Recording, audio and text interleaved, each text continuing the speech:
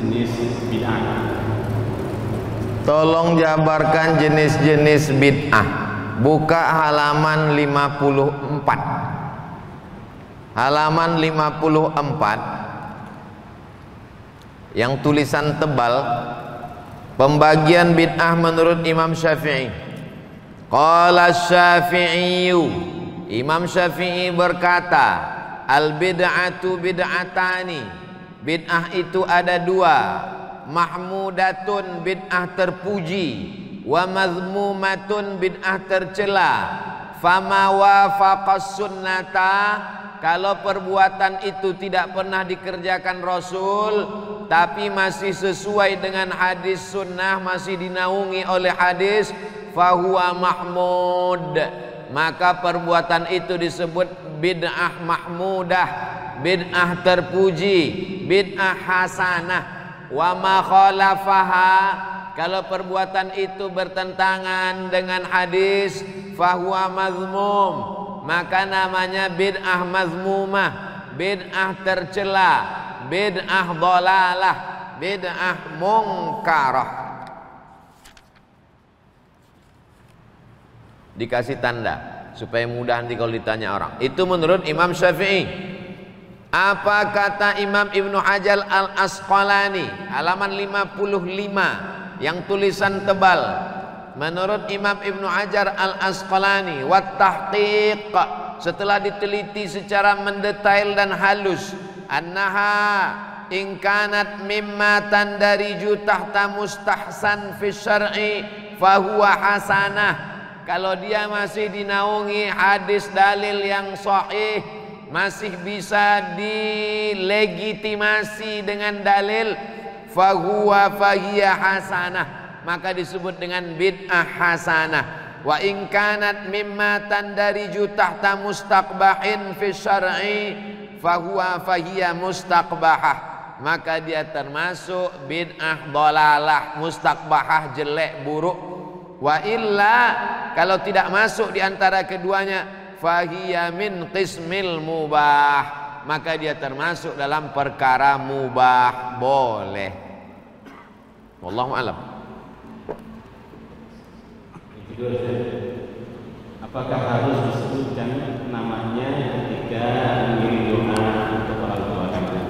Kalau orang tua kandung tanpa disebutkan namanya sudah sampai otomatis. Itulah makna idza matal insan, kalau manusia mati inqata'a.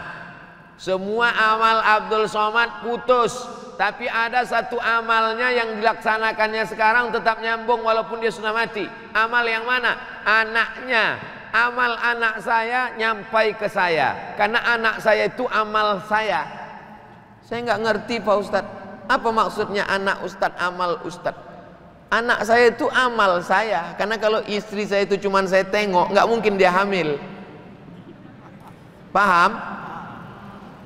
Amal saya, anak saya itu, maka amal dia mengalir ke saya tanpa disebutkannya binti.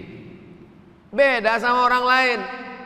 Kalau bapak mau ngirim Fatihah untuk saya, mesti sebutkan untuk almarhum Abdul Somad bin Bakhtiar Al-Fatihah. Nggak tahu binnya, bin Abdillah, hamba Allah. Abdillah, Abdurrahman, asal jangan bin Abdul Somad. Wallahu a'lam bishawab. Assalamualaikum. Waalaikumsalam. Bagaimana cara untuk meminta maaf kepada orang yang sudah meninggal? Nabi naik ke atas mimbar hari Rabu, meninggalnya hari Senin. Man kuntul jalat tulahu zahran, siapa yang pundaknya pernah ku cambuk waktu aku nyambuk kuda, ternyata dia ada di balik kuda, kena pundaknya. Dia sakit hati, nggak nuntut balas. Aza zahri, ini pundakku, silakan balas, cambuk. Man kuntu syatamtu lahu irdan, siapa yang kata-kataku kasar menyinggung perasaannya, waktu aku ngomong dia tersinggung, hadza irdi, ini harga diri Muhammad, silakan balas. Sahabat semuanya diam, nggak ada. Siapa yang ada uangnya ku pinjam, langsung tegak. Itu menunjukkan pundak bisa dimaafkan, hati bisa dimaafkan, tapi uang susah. Innalaka alayya thalatha darahim. Kau punya utang 3 dirham. Kata Nabi kepada Fadal, idfa' ya Fadal. Fadal, bayarkan hutang. Cari orangnya. Saya sudah nyari nggak ketemu Pak Ustadz. Waktu saya mau pergi haji takut mati di tanah suci, pesawat meletup meledak. Akhirnya saya cari Pak Ustadz SMP tempat saya makan bakwan dulu, bayar 3 makan 5. Ternyata tanah itu sudah dibangun mall Pak Ustadz. Cari sampai ketemu. Kalau nggak ada juga, hitung berapa angka bakwan. Kau makan bakwannya berapa kali? Libur cuma tanggal merah aja Pak Ustadz. Kau hitunglah berapa harga bakwan itu tahun 80. Jangan tahun 80 1000, sekarang bayar 1000 juga. Inflasi, tak sama nilainya. Hitung menurut harga emas, maka serahkan untuk umat. Karena umat ini satu. Hadhihi ummatukum ummatan wahidah. Kalau ada ahli warisnya bayarkan. Kalau tak ada ahli warisnya serahkan kepada lembaga yang dinikmati masalih ammah, kepentingan umat orang banyak. Bisa serahkan ke yayasan Masjid Jami Al-Azhar. Kalau bingung tak tahu mau ditransfer kemana, nanti akan dibelikan untuk air sedekah. Jadi setiap 10 menit sekali ada iklannya. Air Masjid Jami Al-Azhar. Nanti untuk kepentingan umat, ada orang puasa Senin Kamis, puasa Ayyamul Bait, puasa Ramadan, supaya dinikmati orang banyak. Adapun dosa yang terkait dengan perasaan, saya nggak ada utang Pak Ustadz. Terus apa dosamu? Dulu saya janjikan harus menikah dengan dia, ternyata ada yang lebih cantik Pak Ustadz. Maka tentang masalah itu mintalah kepada Allah. Ya Allah, aku ada silap dan salah dengan salah satu dari hambamu. Aku merasa sampai hari ini berdosa. Allahumma firlahu warhamhu wa'afihi wa'fu anhu. Kalau kau sanggup bacakan Yasin, khatamkan Quran, bacakan Al-Fatihah sebagaimana sudah kita belajari tadi, baik. Ampunkan dosanya, ampunkan dosaku kepadanya. Selesailah usaha kita. La yukallifullahu nafsan illa wus'aha. Kita tidak dituntut lebih dari kemampuan kita. Wallahu a'lam bishawab. Bila sholat jenazah dilakukan di masjid setelah sholat fardu, mana yang didahulukan, sholat ba'diyah apa sholat jenazah? Jenazah dipersilakan masuk, kata imam. Untung jenazah itu tak berdiri. Diangkatlah, dipikul ke dalam. Baru saja salam. Assalamualaikum warahmatullahi wabarakatuh. Assalamualaikum warahmatullahi wabarakatuh. Saking mau cepatnya imam, masukkan. Jamaah bingung karena dia menganggap kalau sholat jenazah nanti tidak bisa lagi ba'diyah, maka tetap boleh ba'diyah setelah sholat jenazah. Begitu dalam kitab-kitab mazhab Syafi'i. Ada yang alal faur, mesti segera, tapi ada yang alat tarakhi, waktunya panjang. Kalau sholat zuhur jam 12, sholat asar jam 12, jam 13, jam 15.30, maka waktunya tarakhi panjang. Itulah maka didahulukan sholat jenazah baru sholat ba'diyah. Habis sholat jenazah, setelah selesai dia sholat ba'diyah, maka hukumnya mubah, boleh. Mana yang alal faur? Jenazah. La tahbisuhu, jangan tahan jenazahnya. Asri'u ila qabrihi, segera. Itulah dalilnya alal faur, segera. Sedangkan sholat ba'diyah bisa ditunda 5-10 menit. Saking ingin cepatnya supaya dia dikuburkan, supaya ketemu dia dengan kebaikannya. Wallahu a'lam bishawab. Assalamualaikum warahmatullahi wabarakatuh. Waalaikumsalam. Di halaman 212 ada pelapak kurma tidak ada. Boleh diganti bunga atau bagaimana kalau diganti bunga? Di halaman 220 biasanya keluarga tidak ikut, padahal dimakan untuk memohon amal atau kebanyakan. Tapi mungkin yang pertanyaan pertama ini, jadi pelapak kurma di hadis saja, Ustaz, boleh nggak diganti dengan bunga? Innamal khamru khamar, wal maisir judi, wal ansab menyembelih binatang untuk berhala, wal azlam mengundi nasib, rijsun najis, min amali syaitan. Yang ada dalam ayat itu cuma khamar. Khamar itu anggur diperas, dimasukkan ke botol, disimpan seminggu. Setelah melewati proses fermentasi, muncul zat baru namanya alkohol. Bukan bahasa Arab. Alkohol ini yang disebut dengan khamar. Khamar diambil dari kata khimar. Jadi kalau ada orang yang nakal tapi pernah ngaji, dia pakai sabu-sabu. Pas dipakai sabu ditangkap sama polisi, dibawa ulama. Kenapa kau pakai sabu? Tunjukkan dalilnya dalam Quran dan Sunnah. Mana ada ya ayyuhalladzina amanu jtanibu sabu-sabu? Nggak ada. Lalu dari mana dasar pengharaman sabu-sabu? Qiyas.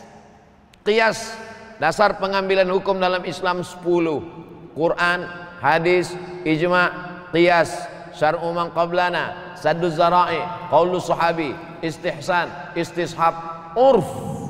10. Dari mana dasar pengambilan hukum narkoba, sabu-sabu, pil rohipnol, nipam?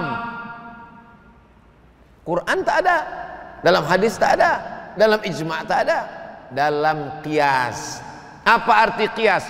Menyebutkan sesuatu yang belum ada hukumnya, dikiaskan kepada sesuatu yang sudah ada hukumnya, dengan melihat titik persamaan antara keduanya. Apa yang sudah ada hukumnya? Pelepah korma. Apa yang belum ada hukumnya? Bunga tai ayam. Apa titik persamaan antara keduanya? Sama-sama tanaman hidup. Bagi yang menyetujui qiyas. Kenapa kau tabur tadi bunga?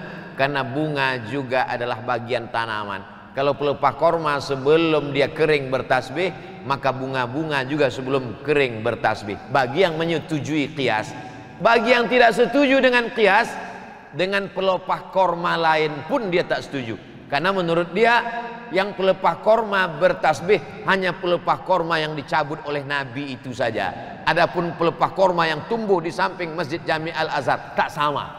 Karena dia menolak qiyas. Dan itu biasa dalam perbedaan fikih. Orang yang ngerti fikih biasa. Kau setuju silakan, nggak setuju nggak usah buat.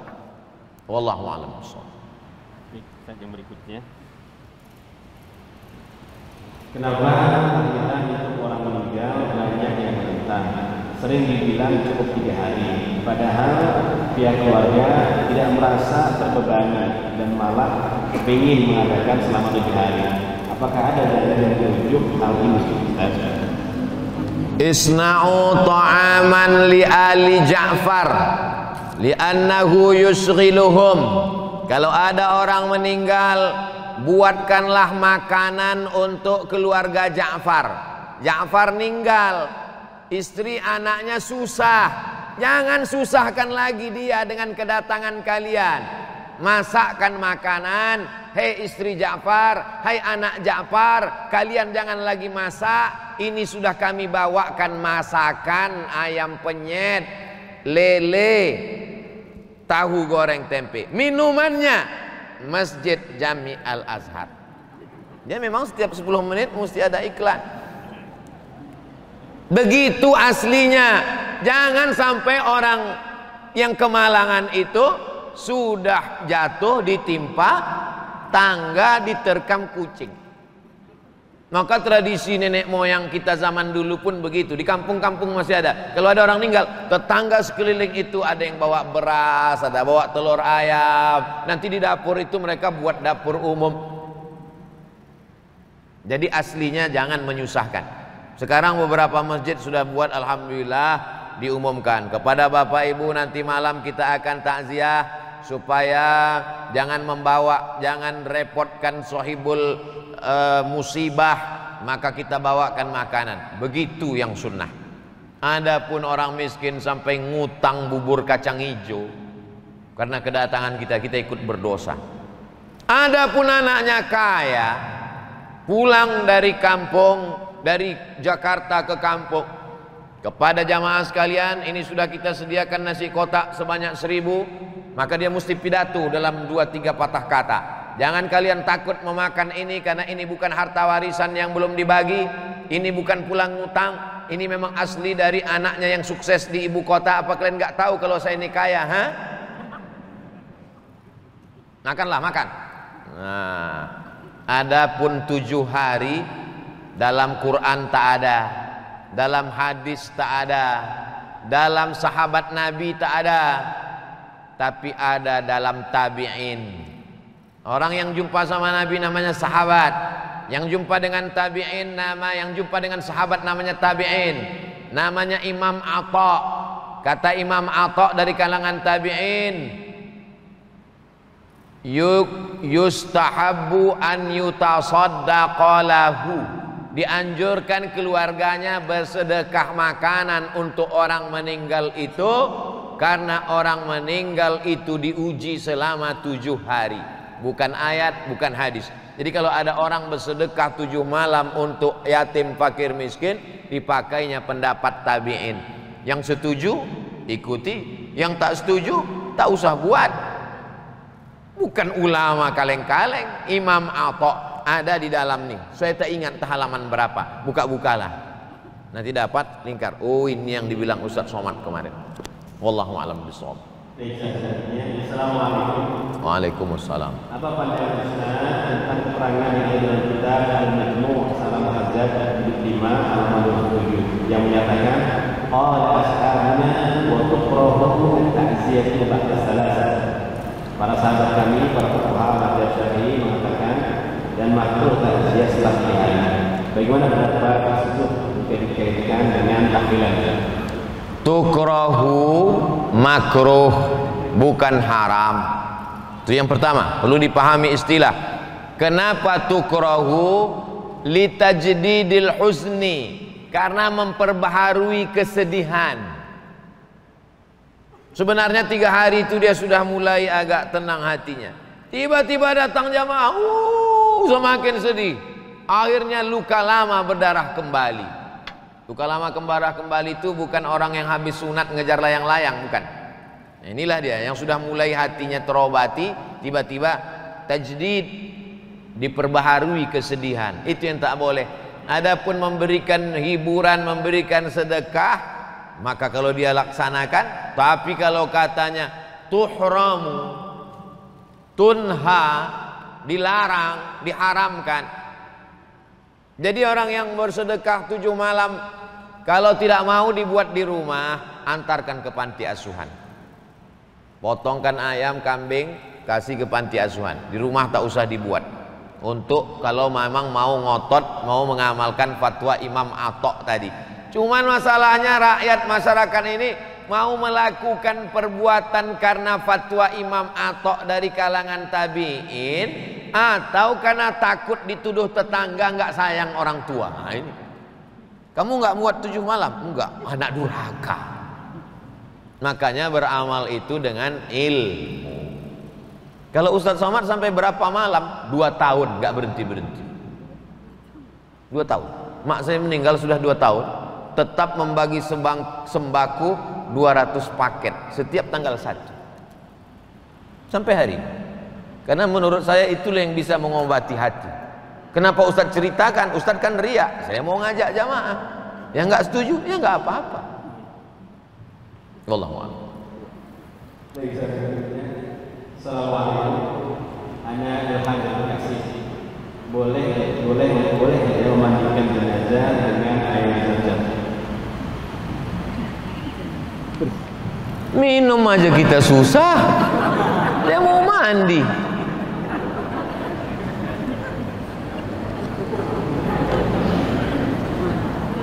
Ma'u zam-zam 5 syuribalah.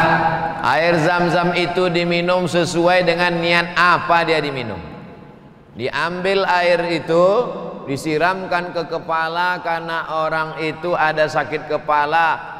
Coba tengok apa doa minum Zam-Zam. Allahumma inni as'aluka ilman nafi'an wa rizqan wasi'an wa shifaan min kulli da'in. 3. Ilmunya luas, rezekinya lapang, penyembuh dari segala macam penyakit.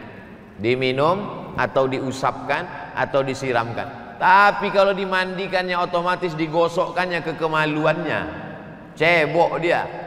Maka cara penyembuhan diminum atau diusapkan. Itu saja. Lebih daripada itu, lebih baik bawa ke kampung halaman orang di kampung mau minum air Zam-Zam. Begitu inginnya dia minum air Zam-Zam. Apalagi sekarang susah mau umroh. Nah, jadi kalaupun mau menghilangkan sakit kepala, siramkan saja sedikit. Wallahu a'lam bishawab. Ini yang ditanya tentang namanya siapa ya? Mimpi saat tidur menurut Islam. Saya pernah mimpi ketemu Ustaz Abu Somad. Ceritanya apa? Di tepi sawah. Kemudian Abu Somad meminta saya untuk menghafal surah Al-Mulk. Tabarak. Bagaimana cara saya menyikapi mimpi tersebut? Kitab yang paling bagus untuk mimpi namanya Tafsir Ahlam. Tafsir Ahlam, tafsir mimpi. Penulisnya namanya Ibnu Sirin. Ibnu Sirin. Namanya Tafsir Ahlam.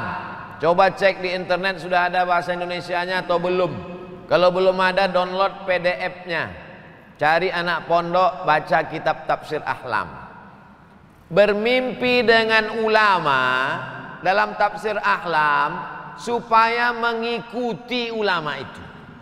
Saya pernah bermimpi dengan Habib Anis yang punya ijazah Simtud Duror. Dalam mimpi itu saya datang ke masjid. Di dalam masjid itu sedang pembacaan Maulid Simtud Duror. Nampak saya beliau dari jauh, wajahnya bercahaya. Saya cari di Tafsir Ahlam, apa arti melihat ulama? Supaya kita mengikut ulama itu. Smiling of Habib. Habib yang tersenyum, susah membayangkan wajahnya marah. Habib Anis dari Solo. Lalu kemudian mimpi tentang tanaman, menunjukkan bahwa tidak boleh putus asa karena tanaman setelah kering, layu dan mati akan tumbuh sesuatu yang baru. Tanaman, sawah, padi, pecah bijinya, tumbuh kuning, berbuah, layu, kering, mati, tumbuh yang baru. Menunjukkan harus selalu positif. Apa tadi kelanjutan mimpi? Mimpinya berepisode ini. Diminta untuk menghafal Surat Al-Mulk, hadis dari Abdullah ibnu Mas'ud, 30 ayat dibaca malam menyelamatkan dari azab kubur. Itulah dia, tabarakalladzi biyadihil mulk wa huwa ala kulli syai'in qadir alladzi khalaqal mauta wal hayata liyabluwakum ayyukum ahsanu amala. Kalau dibaca surat Al-Mulk itu kita sadar kenapa aku masih hidup sampai hari ini. Alladzi khalaqal mauta, Allah menciptakan mati. Wal hayata, Allah menciptakan hidup. Kenapa aku bisa hidup tak kena Covid? Kalaupun kena tak jadi mati. Bukan karena hebatnya obat, tapi karena liyabluwakum ayyukum ahsanu amala. Allah masih memberi kesempatan untuk beramal. Wallahu a'lam bishawab. Apa hukum azan di waktu bulan? Azan dan kualitas sholat.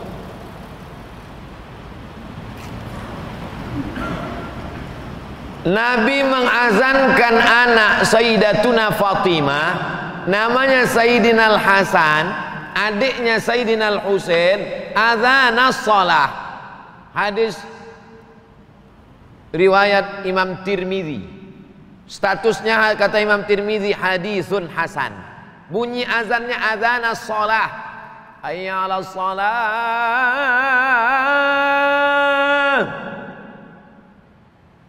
Mentang-mentang anaknya lahir jam 5, as-salatu khairum minan naum. Enggak, tetap azan biasa. lahirnya diazankan. Kata Syekh Said Sabiq, anak laki-laki anak perempuan sama, azan telinga kanan, iqamat telinga kiri, hukumnya sunnah, tidak wajib. Jadi bapak ibu yang anaknya dulu tidak diazankan, pulang dari sini jangan diazankan lagi. Pulang dari sini kau sebentar. Wow, apanya ayahnya gitu? Dulu semester 3. Kalau lahirnya diazankan, kalau waktu datang ke dunia ini diazankan, maka saat melepas perginya pun diazankan juga. Qiyas. Dalam Quran tak ada, dalam hadis tak ada, dalam qiyas ada, tapi hanya sebagian dari kalangan mazhab Syafi'i, bukan Imam Syafi'i. Sebahagian jama'atun minas Syafi'iyah, sekelompok ulama mazhab Syafi'i, bukan Imam Syafi'i, bukan mazhab Syafi'i secara keseluruhan. Ada Imam Syafi'i, Muhammad bin Idris Syafi'i. Ada ulama mazhab Syafi'i berijtihad mengikut manhaj metode Imam Syafi'i. Sebahagiannya mengatakan kalau saat lahirnya datangnya ke dunia ini diazankan, maka saat perginya pun juga diazankan. Dalilnya apa? Qiyas. Quran, hadis, ijma', qiyas. Sikap Ustadz sendiri, saya hadir di pemakaman, ada orang mengazankan di situ, tidak saya larang karena ada ulama mazhab Syafi'i. Tapi saya tidak pula menyuruh begitu pemakam azankan, karena ini bukan perkara yang disepakati dalam mazhab. Wallahu a'lam bishawab.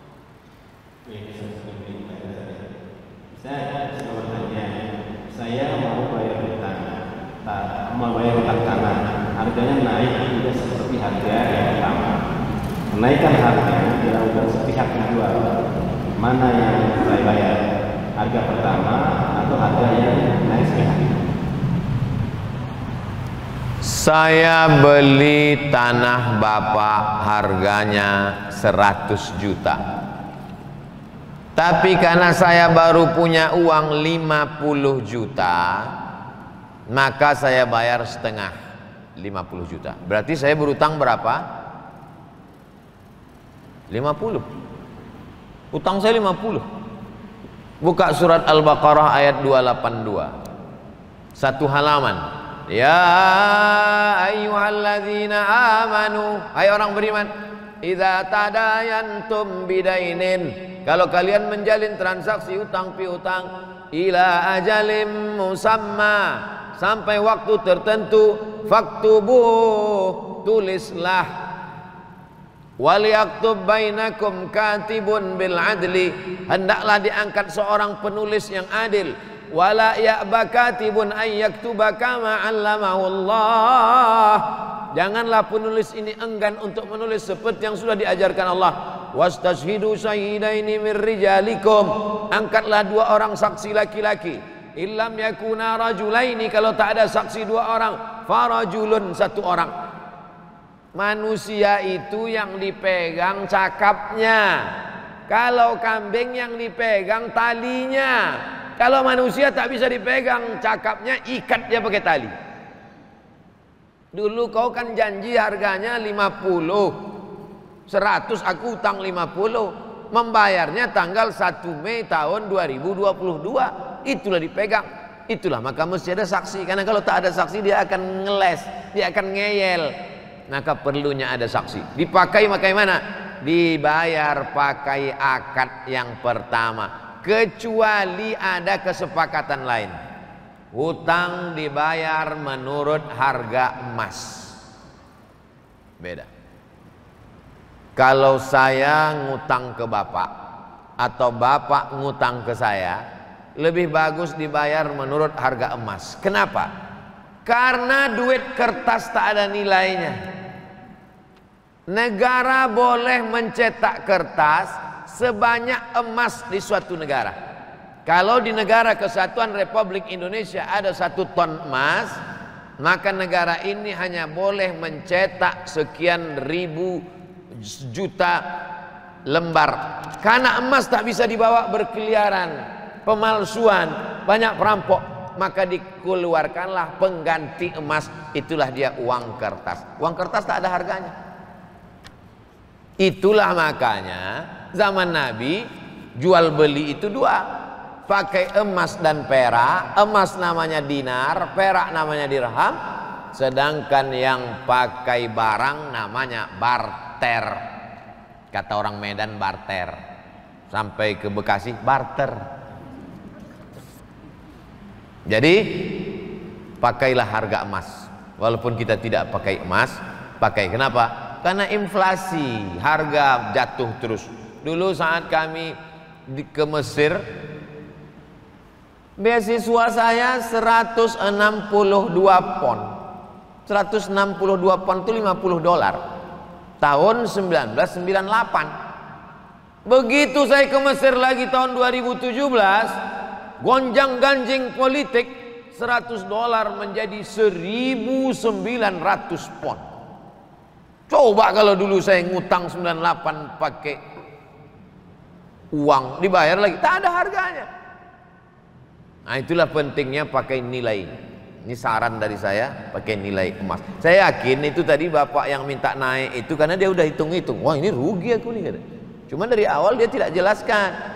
Makanya dari awal itu mesti jelas supaya tidak konflik. Agama datang untuk menjaga hifzul aql, menjaga akal.